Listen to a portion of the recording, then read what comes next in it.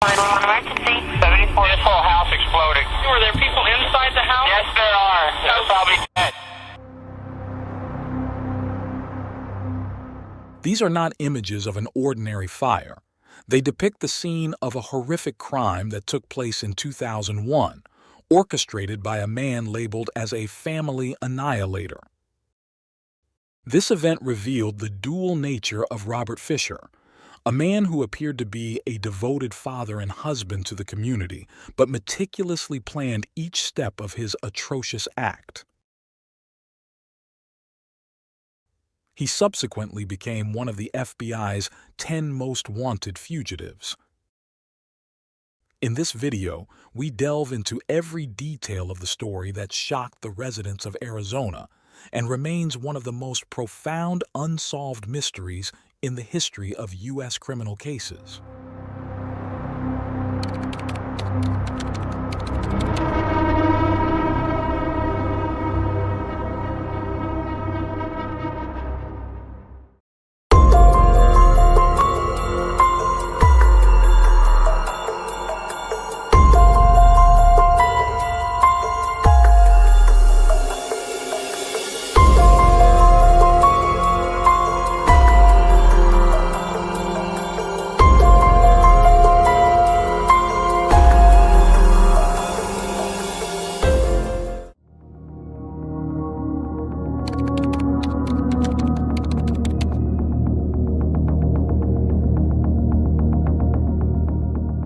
Robert William Fisher was born on April 13, 1961, in Brooklyn, New York.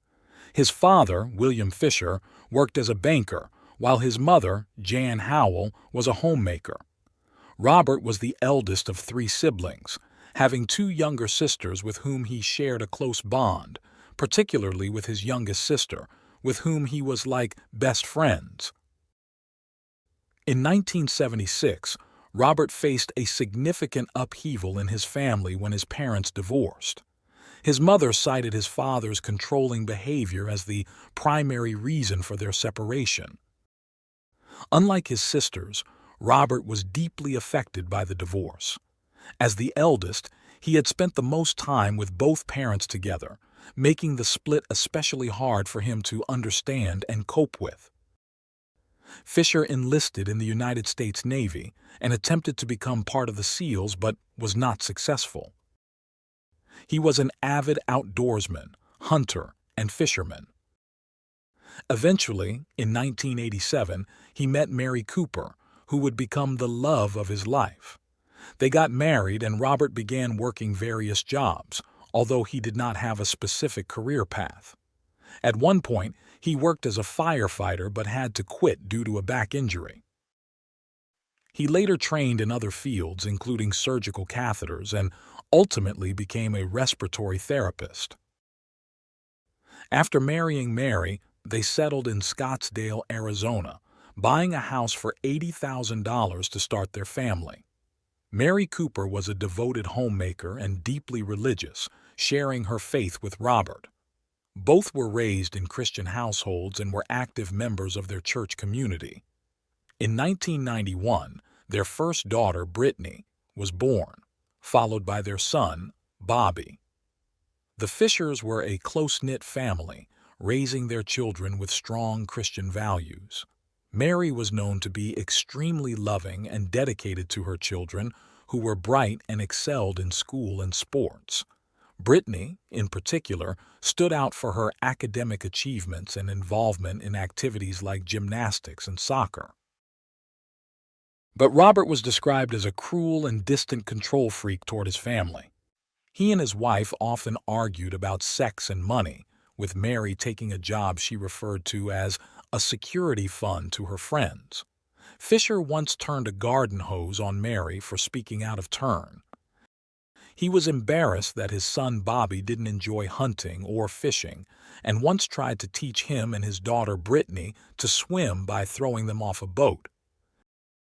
Fisher imposed strict rules at home, insisting that the walls be painted only white and allowing only a few pictures to be hung.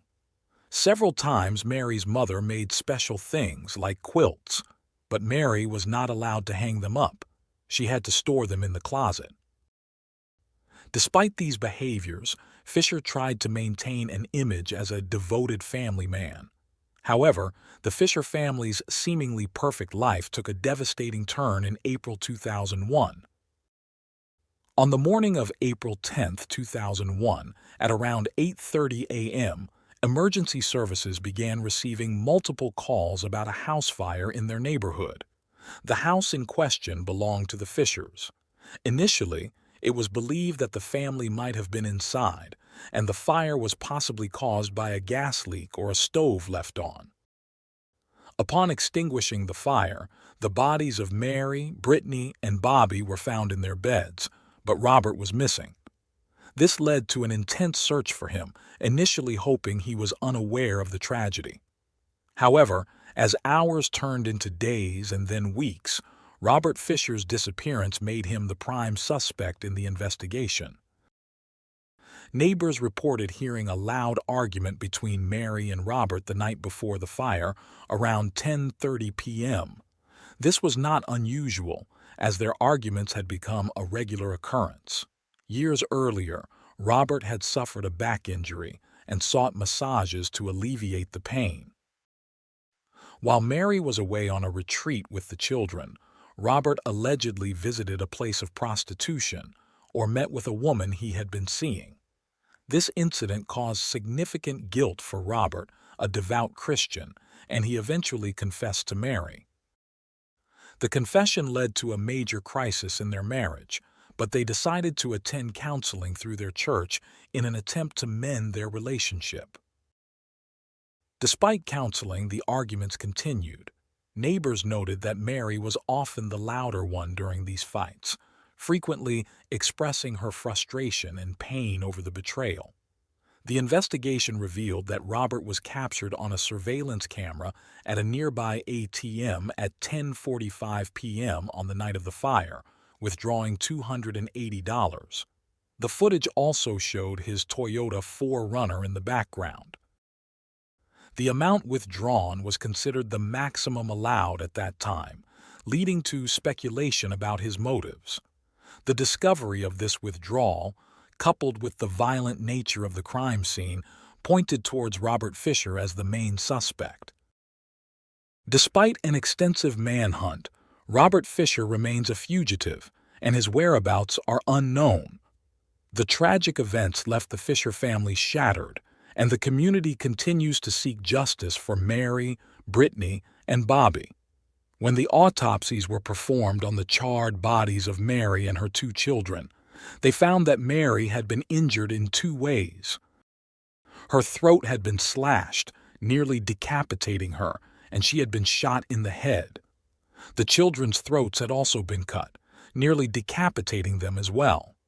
This happened, they say, on the night the neighbors heard the argument. Many believe that the screams the neighbors heard were not from the fight itself, but from the actual moment of the murders. The bodies were found in the morning, about 10 hours after they had been killed, when the house exploded. How did the house explode? Investigators say that a gas line was left open in the house's oven. A lit candle was placed in the hallway, and over those 10 hours, as the house filled with gas, it eventually reached the candle, causing the explosion. Robert became the main suspect, especially because he disappeared after the incident and never reappeared, making it obvious to the police that he was involved. Many thought that with his knowledge as a firefighter and his work in mechanics, he believed there would be no evidence left to incriminate him. They assumed he might have planned to make it seem like he was also inside the house, and due to the fire's intensity, his body wouldn't be found. This, they thought, was his way of escaping the situation. But why would he murder his own family? There are many theories, but the most focused one in this case is that he didn't want to allow a divorce from Mary.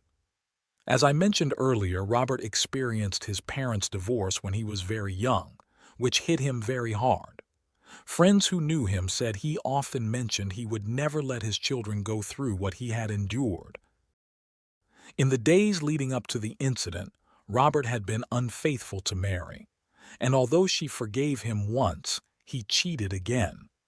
Mary, realizing this, decided it was enough and sought a divorce. Some friends mentioned that just days before, Mary had explained her plans to divorce Robert and that she was determined to go through with it. This decision did not sit well with Robert, who didn't want his children to experience the trauma of divorce. This led him to act as he did, believing that if he couldn't have Mary and his children, no one else could. Regarding Robert's personality, many would think he was a normal man with a wonderful family life, but that wasn't the case. Over time, some of his peculiar behaviors became apparent. For instance, he had a strange and intense passion for hunting. Friends recounted that once, after killing an animal during a hunt, he smeared its blood all over his face and body in a bizarre manner. On another occasion, while fishing, he reportedly dived into the water with a knife in his mouth and began stabbing fish to catch them, which was quite unusual. Additionally, he struggled with the disappointment of not being able to join the firefighters or the U.S. Navy due to a back problem, which seemed to weigh heavily on him. Moreover, those who knew him more intimately spoke of his controlling nature. Mary had confided in her mother-in-law that Robert's controlling behavior made her feel very strange and uncomfortable. His mother acknowledged that she had divorced Robert's father for similar reasons, as he had been equally controlling. There were also reports of Robert being extremely harsh with his children, pushing them to share his passion for hunting and forcing them to learn about and handle firearms. These behaviors painted a picture of a man with deep-seated issues, ultimately leading to the tragic events that unfolded. On one occasion, while hunting, he approached a family having a picnic and fired shots into the air to scare them. Several years before his wife and children were murdered, Fisher shot a stray pit bull. He claimed that he shot it because it attacked his Labrador retriever, but police maintained that he orchestrated the encounter because he wanted to shoot the dog. Fisher had been an active participant in the Scottsdale Baptist Church's men's ministry, but, in contrast to Mary, had begun to withdraw from church activities a few months prior to the murders.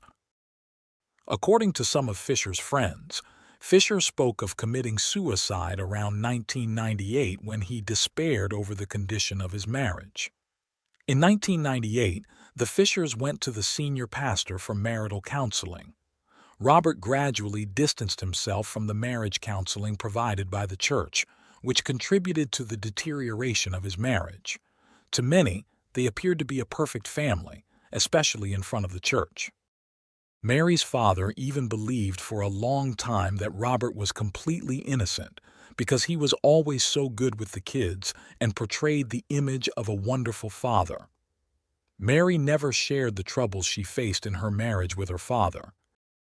He couldn't comprehend that Robert could harm his wife and children, believing instead that Robert had been kidnapped. When the police presented evidence, Mary's father was in disbelief but began seeking justice for his daughter. Unfortunately, he passed away 2 years after the incident without seeing justice served. Further investigation revealed that Robert had multiple facets to his personality, suggesting a significant personality disorder. In some home videos, he is seen instructing his daughter to smile, smile more, be very happy, then act scared and pull her hair.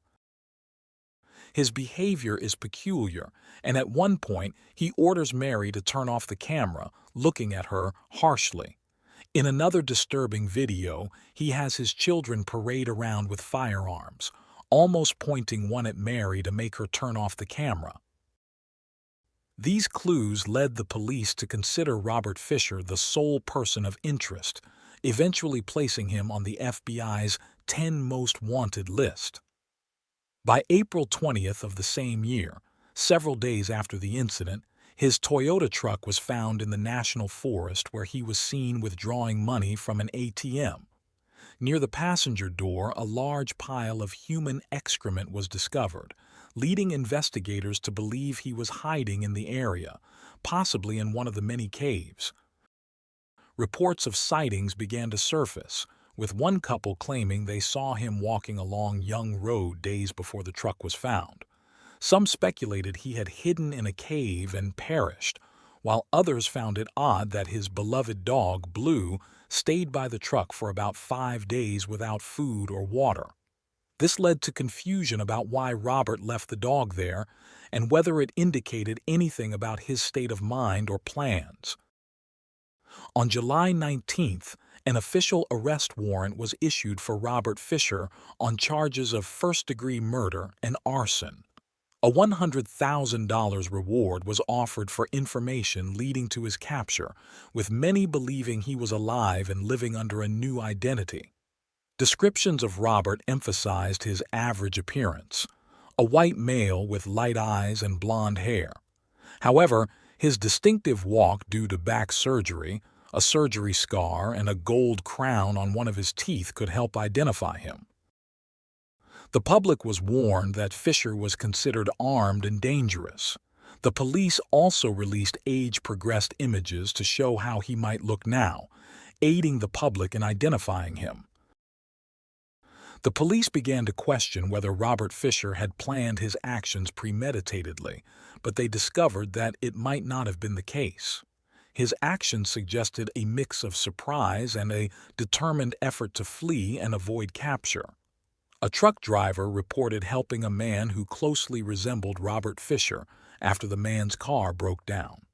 Another testimony came from a woman who saw a man resembling Fisher. While she went to the bathroom, the man ordered a drink and stared at the fireplace for a long time. On the same night, another woman arrived at a hostel, asking for shelter because her boyfriend had just left her. The two women described the man similarly, raising suspicions that someone might have helped him escape, possibly a lover. Despite all this, the police doubted that Fisher could survive long-term in the wilderness, even though he enjoyed hunting and fishing. They considered the possibility of suicide, a common outcome for those who commit such crimes against their families. However, no body was found, leading many to believe he might be living in South America. Some think he might be in Mexico, where he could live off cash without needing a credit card, while others suggest he might be in Brazil, using his medical knowledge. A woman visiting Guatemala in 2009 took selfies where a man resembling Fisher appeared in the background. He confronted her, demanding the camera and the deletion of the photos. She later reported the incident, but the police couldn't confirm if it was him. In 2001, a man called a program called Most Wanted, claiming to be Robert Fisher, saying they would never find him. The police doubted the call's authenticity. In 2004, a man in Canada with a striking resemblance to Fisher was detained. When Robert's former neighbor saw him, he was convinced it was Fisher. The man had the same scar on his back and a missing gold tooth. However, fingerprint analysis proved it wasn't him. Despite these setbacks, the police continue to receive numerous sightings, but only a few have been somewhat credible. They urge anyone who sees someone resembling Robert Fisher to contact the authorities immediately, especially in Latin America, where he might be hiding.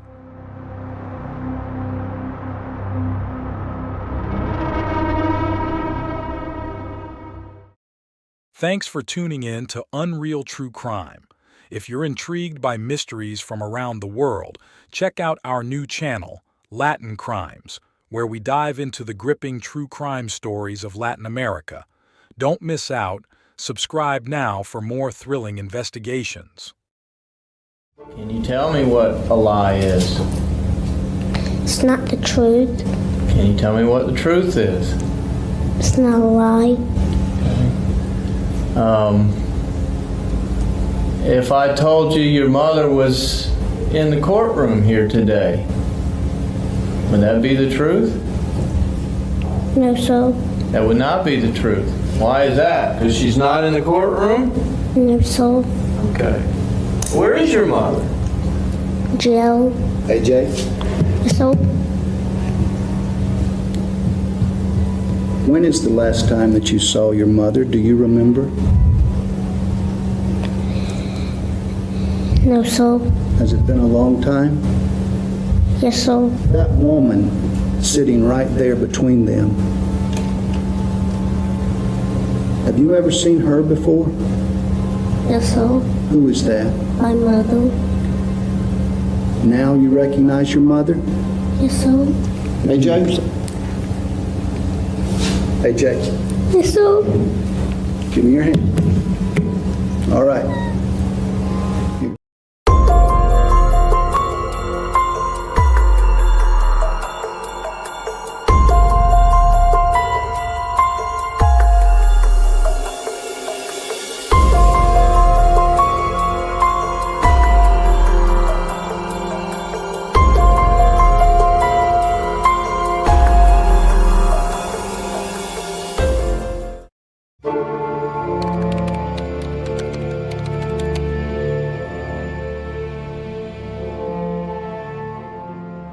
Details about the early life of Amanda Lewis are scarce, but it is known that she was born in the early 1980s.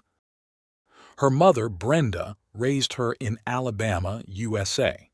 At some point, Brenda married a man named Charles Burns, who became Amanda's stepfather and was actively involved in her upbringing. Amanda described herself as a restless, talkative, and sometimes problematic child who often struggled to follow rules. These traits might have contributed to her becoming a mother at the young age of 15. Unfortunately, her early motherhood ended in tragedy when her baby, Alex, died at 16 months old from a seizure disorder. Amanda recounted that on the day Alex passed away, she had left him sleeping while she took a bath. When she returned, she found him not breathing and rushed him to the emergency room, but it was too late. Later, while still in Alabama, Amanda entered what seemed to be a stable relationship, resulting in the birth of 2 children, Adriana Elaine Hutto and Andrew Jordan Hutto. Adriana was born on September 16, 1999, and his younger brother, Andrew, affectionately known as AJ, followed about a year later. Despite sharing the same last name, many sources indicate that the kids were half-brothers with different fathers. After the relationship ended, Amanda relocated with her children to a small community called Esto in Florida. Esto, a town of approximately 360 residents, had historically relied on the timber industry, and more recently, agriculture and manufacturing. It also attracted tourists seeking natural beauty and tranquility. Amanda quickly adapted to her new environment, appreciating the peace and basic amenities it offered. She trained as a nursing assistant and secured a job at a nearby care and rehabilitation center, which provided her with stability. Despite the semblance of a stable life with a steady job, a simple home, and her 2 children, Amanda faced significant challenges. Her eldest daughter, Adriana, who was 7 at the time, was diagnosed with Attention Deficit Hyperactivity Disorder, ADHD. ADHD is a common neurodevelopmental disorder in children, characterized by difficulties in maintaining attention, impulsivity, and high levels of activity. Amanda found it challenging to form a close and calm relationship with Adriana, who required medication to manage her symptoms. The difficulties with Adriana contrasted with her relationship with AJ, which seemed to be less strained. She got along well with him as he was a calm child who could spend hours playing with his toy tractors. The contrast between the siblings' personalities was striking. Adriana required more attention both at home and at school, where the teachers were aware of her condition. However, this did not prevent Amanda from being called in on several occasions because her daughter had gotten into fights with other classmates, used foul language, or caused some sort of trouble. Additionally, Adriana occasionally wet her pants. Despite these setbacks, her teacher noted that her behavior was improving, and she was a smart girl who loved to read. At home, Adriana displayed the same behaviors, leading Amanda to frequently resort to time out as a form of punishment. This practice involves removing the misbehaving child from the area where the incident occurred, placing them in a separate spot, and leaving them alone to calm down and, if possible, reflect on their actions. However, as Amanda later admitted, not all moments were reflective. On some occasions, she used physical punishment to curb her daughter's misbehavior. At some point, Amanda met a new partner, a young man named Alan Carnley, who also came from Alabama. He had just come out of a failed relationship, from which he had 2 children. It appears that Alan's breakup was amicable, as there were no custody issues, and his children frequently visited and spent time with him and his new family. The events that unfolded in the summer of 2007 would change their lives forever. The family lived in a refurbished trailer on a spacious plot of land. That summer was particularly hot in Florida, so Alan decided to buy a pool to help beat the heat. The pool provided an opportunity for family fun, as his kids were also visiting at the time. The pool excited everyone, and the couple set strict rules for Amanda's younger children, prohibiting them from using it without an adult present. Amanda even removed the ladder to prevent the kids from accessing the pool unsupervised, storing it in the shed to eliminate any temptation. On Wednesday, August 8, 2007, early in the morning, Amanda returned home exhausted after a night shift at work. Eager to catch up on lost sleep, she decided to take a nap before starting the day's family activities, which included shopping for school supplies. That morning, the kids woke up and, according to Amanda, didn't want breakfast. After saying goodbye to her partner as he left for work, she left the kids watching cartoons on TV. One of Alan's sons, who was also in the house, was woken up by his father but was too sleepy to stay awake. He barely heard Adriana and AJ arguing before dozing off again. He heard them yelling, but it was nothing out of the ordinary, so he went back to sleep. According to Amanda's later account, she woke up sometime before noon and began tidying up the house before heading out with her children to shop for school supplies. Since they would have to wait a bit, she suggested that the kids go outside to play while she finished her chores. At one point, AJ came into the house to tell her that Adriana was in the pool. Initially, this didn't alarm her. She assumed her daughter was just playing near the pool. She instructed AJ to call Adriana and have both kids come back inside. Amanda then went back into the house, picked up her cell phone, and called her partner. She was talking to Alan while walking towards the window overlooking the pool. Everything changed when she saw AJ standing on a ladder at the edge of the pool, splashing his hands in the water. Amanda immediately ran outside, pulled her son away from the pool's edge, and was horrified to see Adriana floating face down in the water, her skin blue and lifeless. She described how she stretched her arms from the poolside, grabbed her daughter's feet, and pulled her out of the water. Once she had Adriana in her arms, she laid her on the grass, face up. The phone call with Alan was still active, and she screamed to him what had happened. Alan instructed her to call 911. As emergency personnel arrived, Amanda began performing CPR on Adriana, relying on her training as a nurse, although she admitted she had never had to use those skills in a real-life situation until then. The first responders on the scene were firefighters, with Unit Chief Charles taking over the resuscitation efforts as they awaited the arrival of medical and police teams. Their efforts seemed to yield some results. Adriana showed faint signs of life. Given the severity of Adriana's condition and the lack of advanced medical facilities in the small town of Esto, she was airlifted, accompanied by her mother, to the nearest hospital. Amid all the commotion, Alan's son woke up and, looking out the window, saw the frantic efforts to revive his stepsister.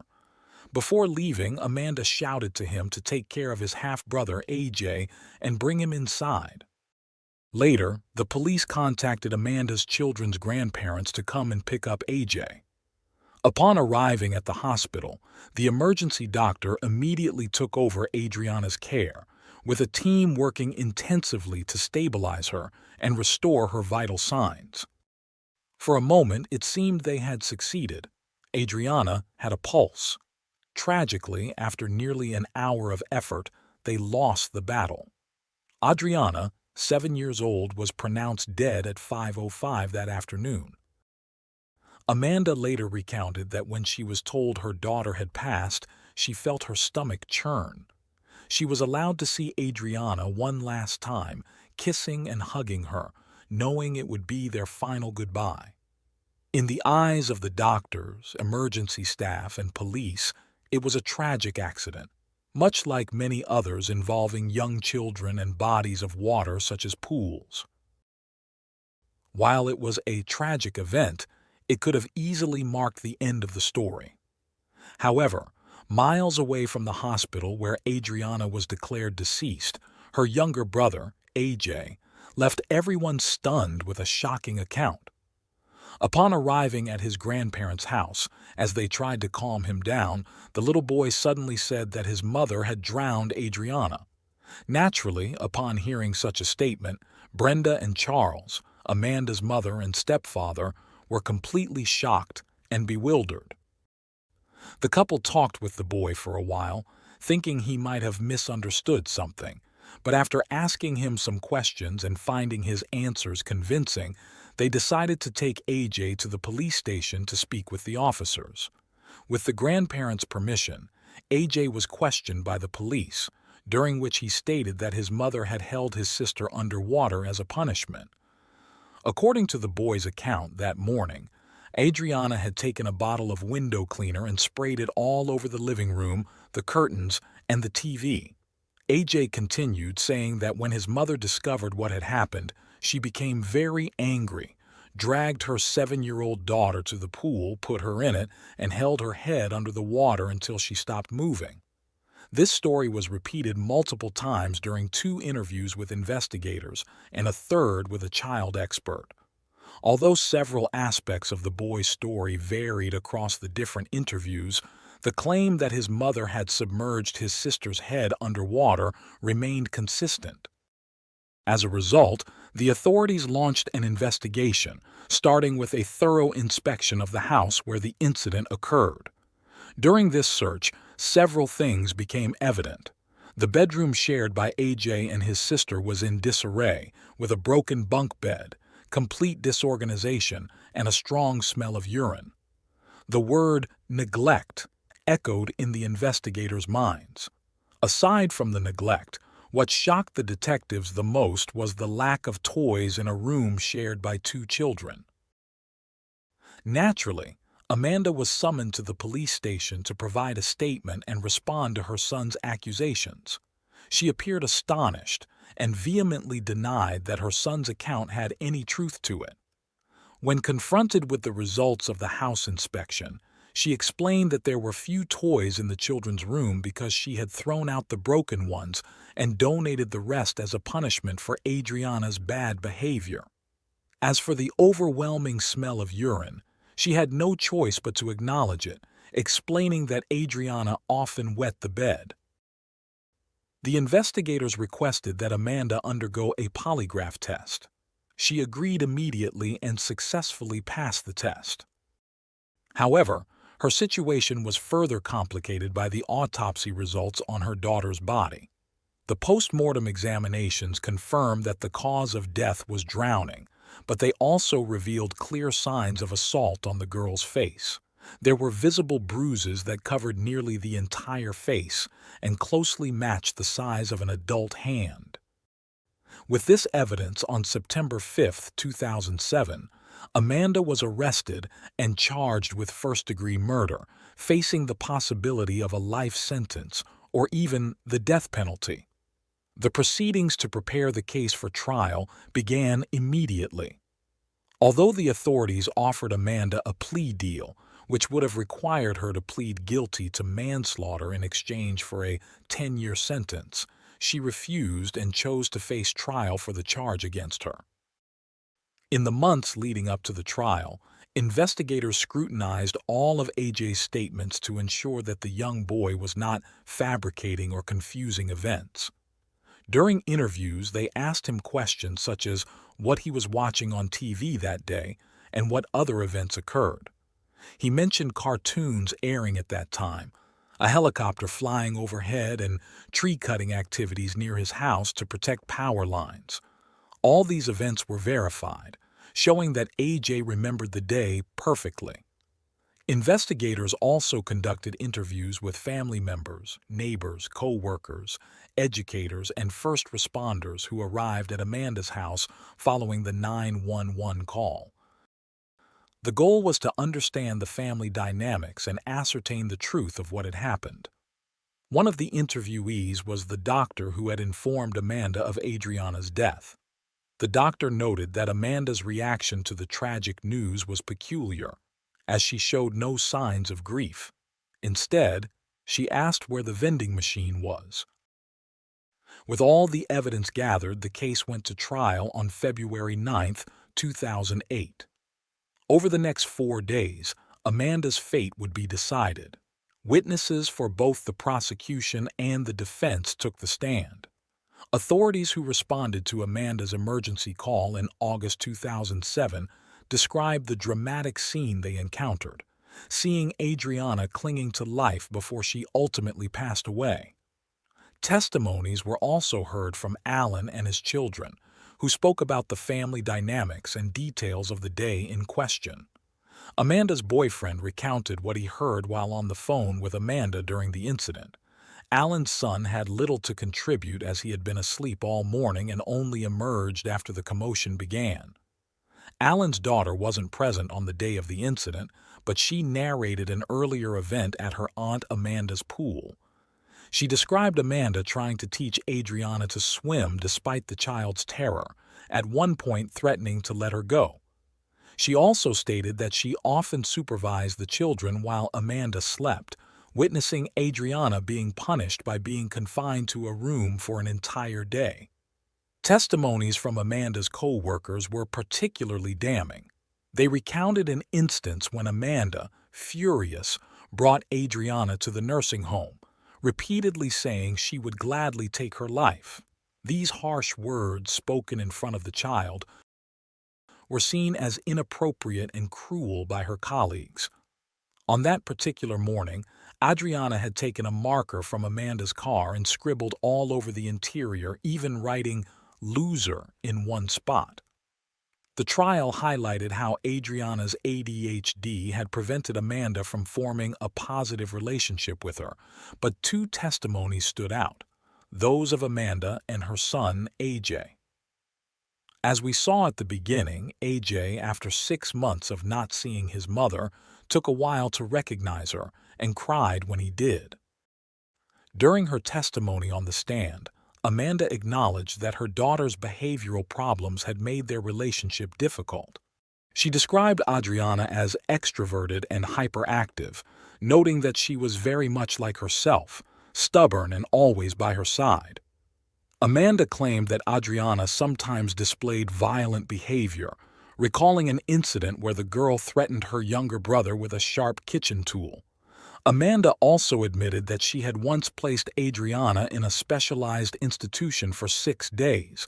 She confessed to the court that she might not have loved her daughter as much as she should have. Amanda stated that she often punished Adriana by confining her to her room, the same smelly and dirty room that shocked the investigators. She also took away most of the toys as a punishment for leaving them scattered around.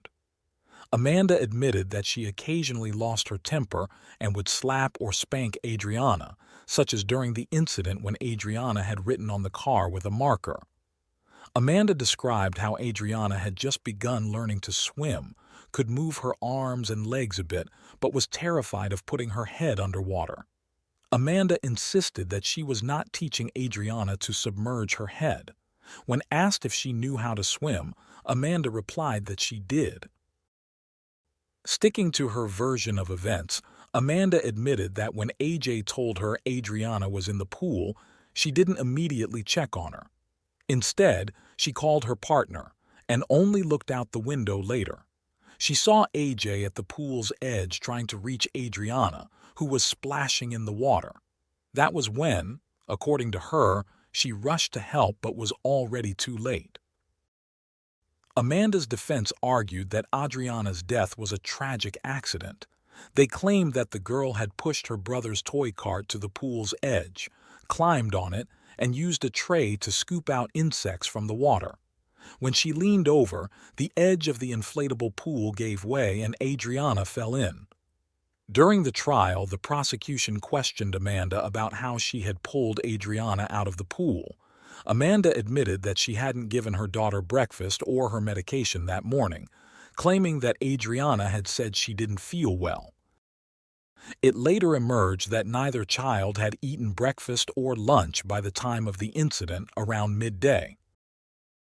Another critical piece of testimony came from the autopsy report on Adriana. The original forensic specialist did not testify as he had been dismissed for negligence in over 30 autopsies. Instead, the director of investigations at the medical examiner's office explained the autopsy process and findings, emphasizing the bruises on Adriana's face. Amanda's defense strongly challenged this testimony, questioning whether the marks were definitively from a hand. The expert had to admit that she couldn't be absolutely certain. Then came the pivotal moment in the trial, AJ's testimony. In a lengthy and exhausting interrogation for a 7-year-old, AJ recounted the events he had described many times before to investigators. This time, he included a drawing he had made during psychological support sessions, illustrating what had happened. After his long testimony, AJ faced cross-examination from Amanda's defense, who pressed him until he became visibly confused and tired, giving contradictory answers.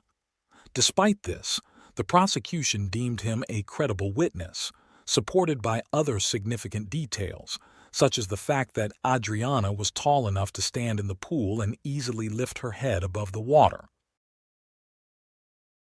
With these elements, the trial proceeded, culminating in a dramatic and crucial phase where the truth about Adriana's death hung in the balance.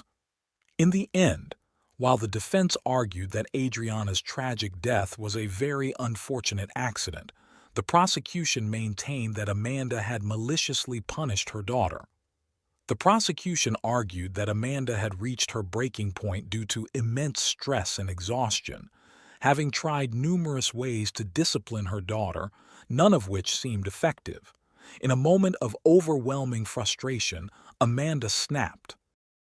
After all testimonies concluded, the jury deliberated for only 2 hours, including lunch, before returning with a verdict. They found Amanda Lewis guilty of first-degree murder and aggravated child abuse. The following month, during the sentencing hearing, the judge issued a life sentence plus an additional 30 years for aggravated child abuse. Amanda has attempted several appeals, none of which have been successful. She remains incarcerated at Lowell Correctional Institution. Reports following the trial's conclusion indicated that AJ was cared for by his grandparents in the months after the incident. However, once the judicial process was complete, AJ was reportedly put up for adoption. Since then, his life has been kept private. By 2024, AJ would be 24 years old, and we can only hope that his life has been significantly better than how it began.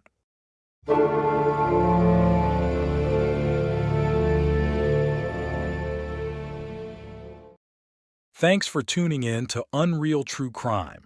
If you're intrigued by mysteries from around the world, check out our new channel, Latin Crimes, where we dive into the gripping true crime stories of Latin America. Don't miss out.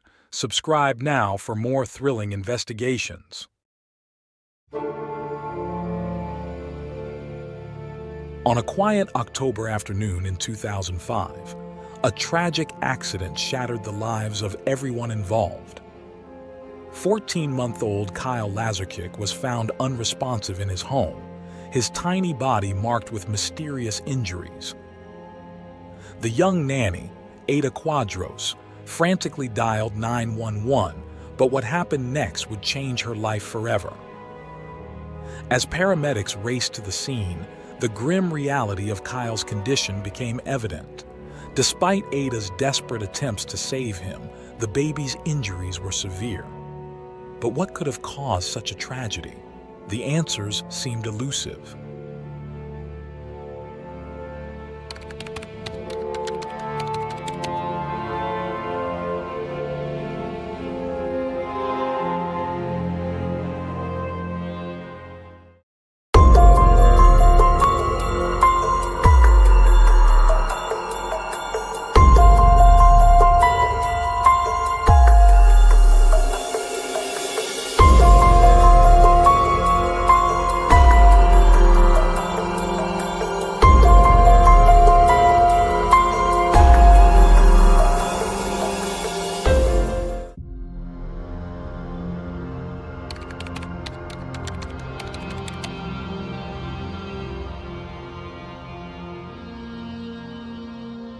Ada Quadros was born on September 13, 1977, in the coastal town of Chimbote, Peru.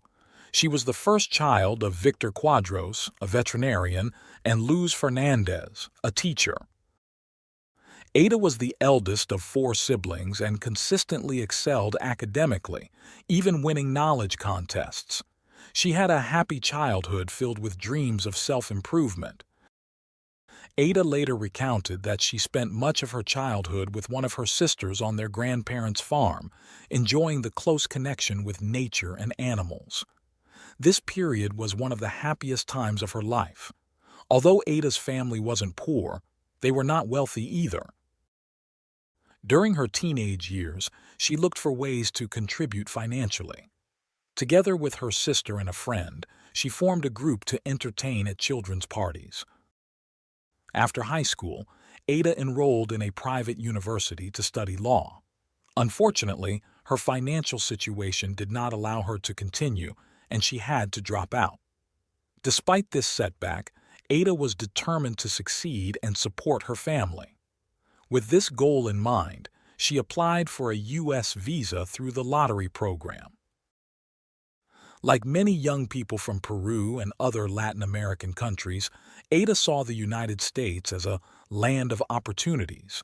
She was determined to move there, work hard, earn a better income, and pave the way for a brighter future for herself and her family. Her family was thrilled for her. They sold some belongings and did everything possible to gather enough money for her journey. Her destination was Texas, where she initially planned to stay with some relatives. In early 2004, she began working as a waitress in a restaurant. After some time, she joined a company that placed nannies in households. This is how she met the Lazarchik family. The Lazarchik family consisted of Father Michael, commonly known as Mike, Mother Renee, their eldest daughter Alyssa, and twin boys Ryan and Kyle. Little is known about the family's background except that they married in 2000. Shortly after their wedding, Renee became pregnant with their first daughter, Alyssa. Just 4 months after Alyssa's birth, Renee was expecting again, this time with twins Kyle and Ryan. The Lazarchik couple wanted to hire a trustworthy nanny to take care of the twins when Renee returned to work. Alyssa was already comfortable in a daycare she attended daily, where she had made several friends, so they decided she would continue going there. The couple interviewed several candidates, and Ada stood out as the best option. At 27 years old, she was young but not a teenager. She appeared healthy, strong, well-mannered, and cheerful. Renee wanted Ada to start immediately so she could spend a few weeks with her, explaining the household routines, where things were, and what was expected of her. She also wanted to observe how Ada handled the young twins, who were just over a year old. The family had one specific request. They needed assurance that Ada could commit to staying with them for 18 months, and Ada committed to this arrangement. Initially, it was agreed that she would only spend the day at the Lazarkic household, but after some time, they asked her to live in, and Ada agreed. From then on, she only left on weekends to stay at her uncle's house. Everything seemed to go smoothly. The Lazarkic family was pleased with Ada's work and grew fond of her, trusting her completely. Numerous photos captured happy moments with the smiling young nanny holding the twins. However, everything changed in the summer of 2005. Ada informed the Lazarkic family that her uncles were returning to Peru before moving on to Germany. Ada was prepared to go with them and had already purchased her plane ticket for October 29th of that year. Understandably, this was disappointing news for the couple since it was not what they had agreed upon. Eventually, they understood and only asked Ada to stay until they could find a replacement. They even requested her help in searching for and selecting her successor. Ada agreed, but from that point on, she no longer stayed overnight at the Lazarkic home. Instead, she returned to her uncle's house each night and came back early in the morning. Given the change in circumstances and Ada's impending departure, the Lazarkic family scheduled interviews with several nanny candidates for Wednesday, October 12th. During the day, Renee called Ada and asked her to prepare macaroni and cheese for the children. Ada complied and fed the kids. When Renee returned home, she greeted her children, saw they were well, and after interviewing the candidates, spent over an hour with her little ones before they went to bed. Nothing seemed out of the ordinary. However, at 5 a.m. on Thursday, October 13th, Kyle woke up crying, which was unusual. The twins were typically heavy sleepers and never woke up on their own. It always took someone to wake them. Nonetheless, Renee got up, went to the twins' room, picked up Kyle, and soothed him until he fell back asleep. She then returned to bed. 2 hours later, at 7:30, Mike went to the children's room, woke them up, hugged and kissed them, and left them in Ada's care before heading to work. Renee woke up just before 9:30 and spent some time with the twins. She changed Ryan's diaper, said goodbye to both him and Kyle, and left for work. The children were fine, with nothing out of the ordinary except Kyle's early wake-up. That day, their older sister Alyssa went to daycare as usual. But things took a dramatic turn around 1 p.m. when Ada called 911, highly agitated, saying that one of the children, Kyle, had stopped breathing and was turning blue. After providing the address, the operator gave Ada instructions to perform CPR on the child. Ada followed the instructions while paramedics were on their way. A few minutes later, they arrived at the house and took over Kyle's care. They asked Ada what had happened, and she, very distressed, explained that after lunch, she had put Kyle in his crib and returned to get his brother. But when she got back with Ryan, Kyle started vomiting and stopped breathing. While paramedics attended to Kyle, Ada called Renee to inform her of the situation, giving her a different version of events. She said that after feeding the children, she took Kyle out of his high chair and, as usual, placed him on the playroom floor while she fetched his brother. But when she returned, Kyle was vomiting.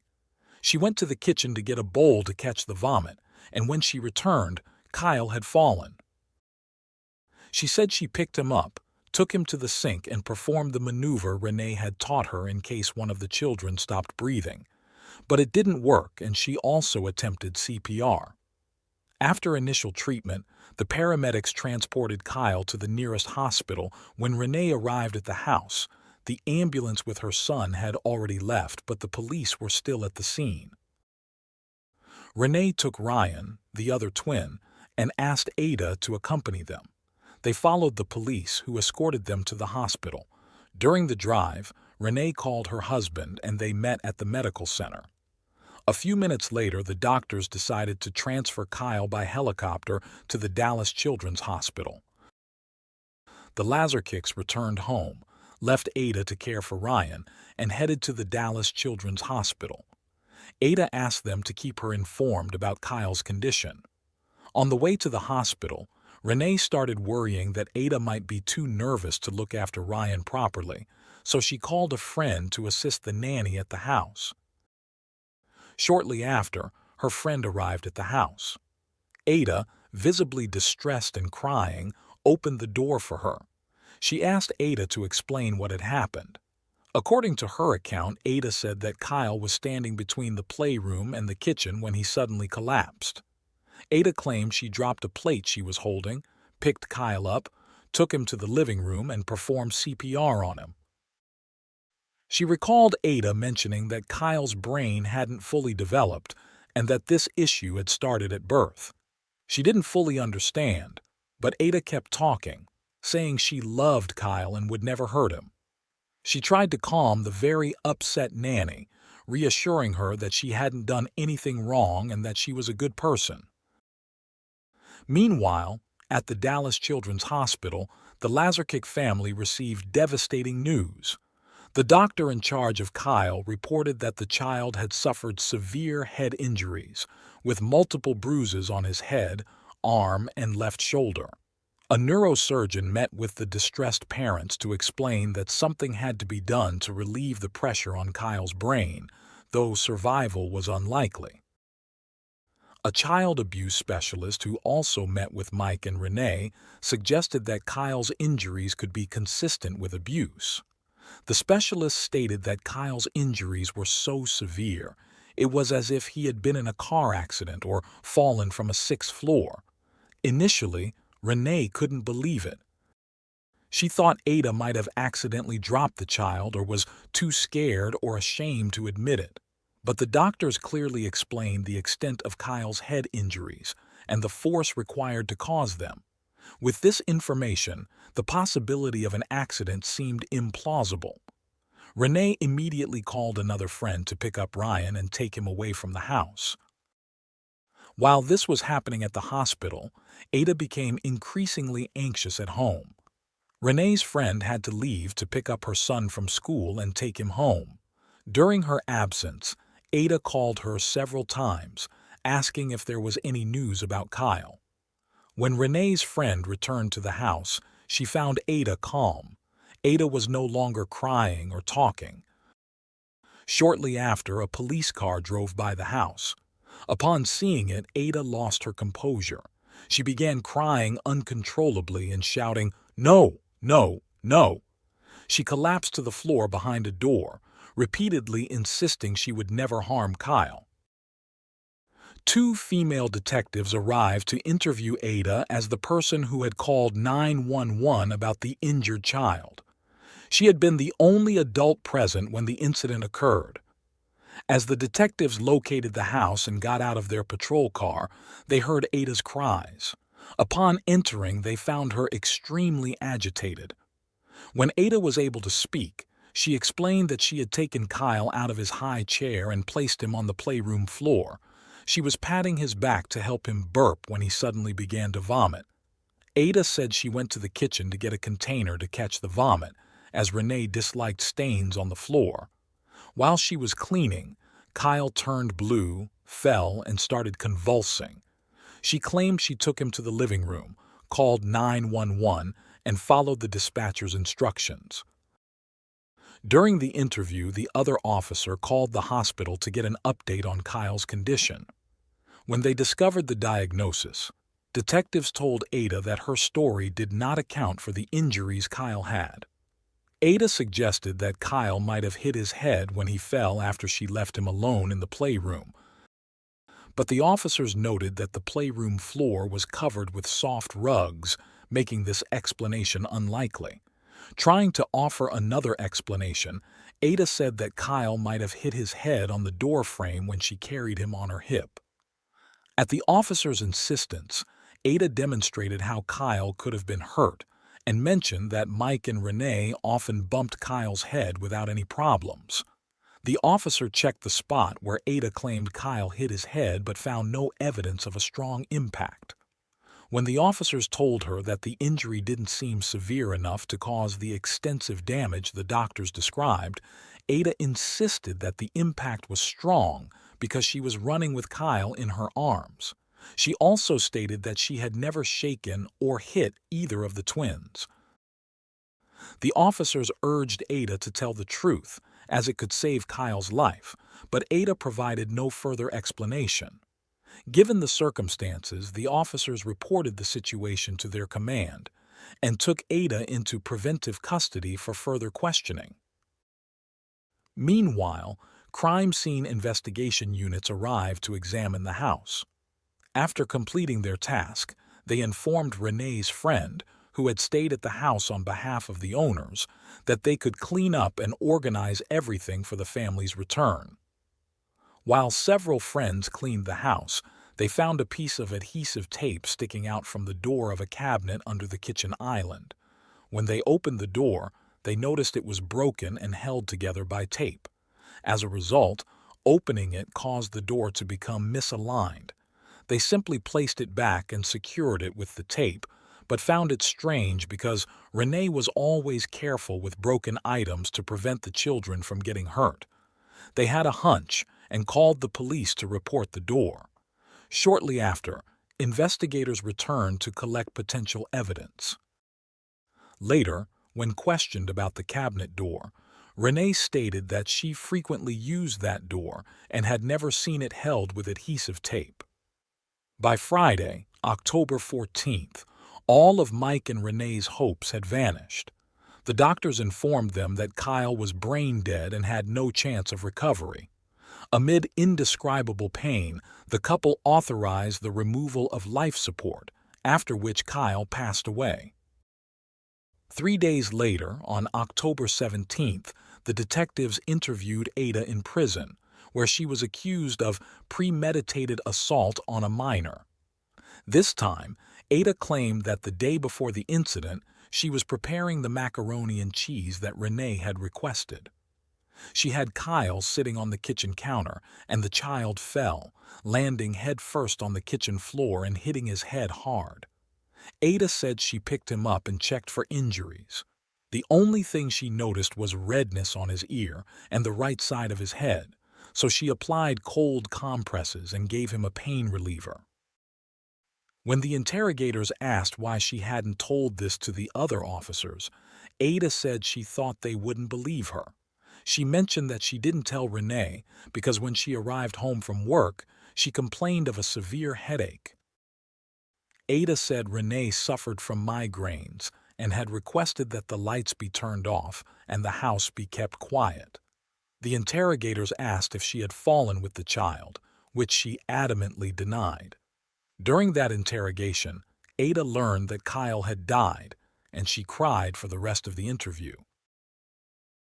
Ada was brought before the courts, where a judge charged her with aggravated homicide and set bail at $750,000, which was beyond the means of Ada or her family, so she remained in custody until the trial. At that time, the police indicated that she might be charged with premeditated actions, which could carry the death penalty. The case of Kyle's death went to trial in the second half of 2005. The doctor who examined Kyle at Dallas Children's Hospital testified that when he received Kyle, the child was already unconscious. He described multiple hematomas on the right side of Kyle's head, as well as bruises on the left side of his head and shoulder and both arms. Additionally, there were 2 small hemorrhages forming hematomas on the right temple. Kyle had 3 main areas of hematomas on his head, indicating 3 separate impacts. He added that the bruises were relatively recent, one possibly 12 to 16 hours old. Internally, Kyle had brain and retinal bleeding, indicative of severe trauma, even though there were no broken bones. The brain tissue was notably swollen, and the pressure inside Kyle's head was 90 millimeters of mercury, whereas the normal level is 20 millimeters. Based on these findings, he concluded that Kyle had suffered severe traumatic events consistent with blunt force trauma, possibly from someone hitting his head against a hard object. He suggested the type of injuries could result from shaking and swinging a young child's head against a solid object, like a kitchen cabinet door. A Dallas County forensic expert testified that the autopsy revealed multiple overlapping small hematomas on Kyle's scalp, along with a couple of punctate abrasions on the right temple, separated by over a centimeter. There were also 4 or 5 pairs of similar lesions on his head. His brain showed significant hemorrhage and swelling, with retinal hemorrhages in both eyes, requiring substantial force to cause such injuries. She concluded that the cause of death was severe head injuries from blunt force trauma, agreeing that Kyle's head might have been struck multiple times against the wooden door of the kitchen cabinet. She ruled out the possibility that Kyle had merely bumped into a door frame or fallen from the kitchen counter. Another critical testimony came from a forensic analyst who measured the distance between the fasteners on the broken kitchen cabinet door and found it matched the punctate abrasions on Kyle's head. This expert also analyzed the adhesive tape used to repair the cabinet door and discovered 2 DNA traces, one of which had a much higher contribution and matched Ada's DNA. The lesser trace could not be identified. After hearing from the experts, it was Mike's turn to testify. He stated that Kyle was fine on the night of October 12th and the morning of October 13th with no bruises. He also mentioned that he prepared breakfast that morning, opening and closing the kitchen cabinet doors to get utensils and food, and that all doors were in perfect condition, including the one later found inexplicably repaired with tape. The parents shared that they had breakfast with the children and played with blocks, with the twins crawling around a playhouse. Based on all the evidence, it was easy to conclude that the events leading to Kyle's death occurred when no other adults were in the house except Ada. The case prosecutor stated that the exact circumstances of what happened to Kyle might never be known for sure, but based on the evidence presented at trial, she painted a possible scenario. Perhaps Kyle didn't want to eat his lunch, and Ada, feeling frustrated or distracted by watching a soap opera, might have taken him out of his high chair without noticing the cabinet door was open. The prosecutor speculated that Ada's rage might have triggered the vicious attack on Kyle's head using the cabinet door until it broke, with the door's screws leaving marks on the child. After all the testimonies and closing arguments, the jury went to deliberate. Upon returning, they found Ada Quadros guilty of capital murder of a child under 6 years old. As the verdict was read, Ada's mother, Luz Fernandez, who had traveled from Peru when her daughter was arrested, stood up and shouted that she would free Ada because she was innocent. She proclaimed that there was no evidence to convict her daughter and vowed to start over and appeal. After the jury members left, Kyle's parents showed photographs and videos of their deceased son, recounting his brief 14 months of life from birth to the last photo taken days before his death.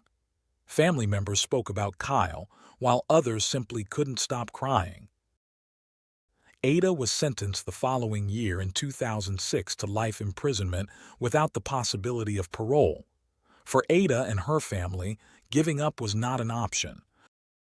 Her parents immediately started a campaign to appeal the sentence, arguing that Ada's conviction was based on racial prejudice and ineffective public defense.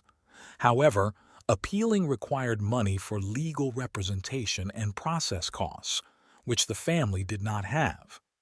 Undeterred, they sought support from various sources, including the Peruvian government, the Peruvian and Latino communities in the United States, and solidarity organizations in Peru.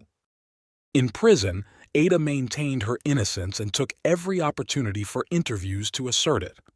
Their persistence paid off, and in 2009, Ada's legal representation filed an appeal, citing 5 specific errors in the initial trial. After reviewing the case, the appeals court dismissed 3 of the claims but agreed with 2. This was enough for the judges to overturn the conviction and annul the trial due to irregularities. Following this decision, Ada's family began another fundraising effort to cover the $100,000 needed for a new trial. It took another 3 years to prepare for the new trial, which began on July 10, 2012, with the selection of 12 jurors from over 100 candidates. The trial took place in Collin County's Justice Hall. The defense argued that Kyle had fallen from the kitchen counter on October 12th, injuring his head, and the situation worsened the next day when Ada, running with the child in her arms, accidentally struck his head on the doorframe. This time, the defense presented testimony from a forensic expert with 40 years of experience. He suggested that some of Kyle's bruises might have been caused at the hospital during catheter insertion to assess brain swelling.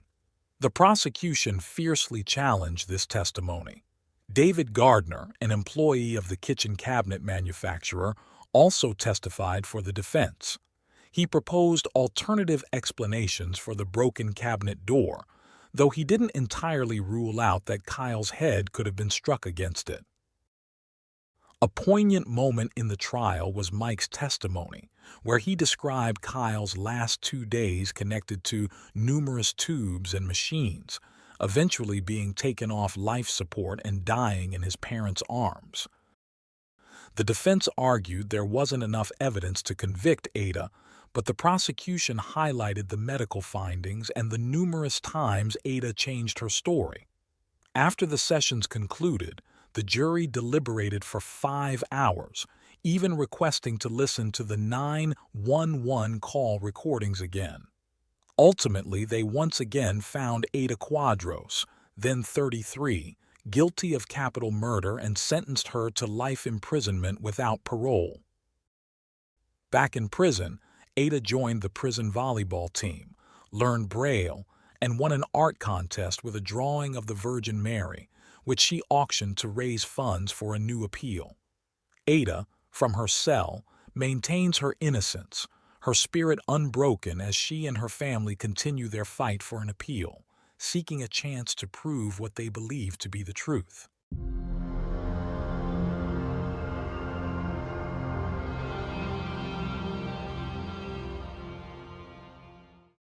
Thanks for tuning in to Unreal True Crime. If you're intrigued by mysteries from around the world, check out our new channel, Latin Crimes, where we dive into the gripping true crime stories of Latin America. Don't miss out. Subscribe now for more thrilling investigations.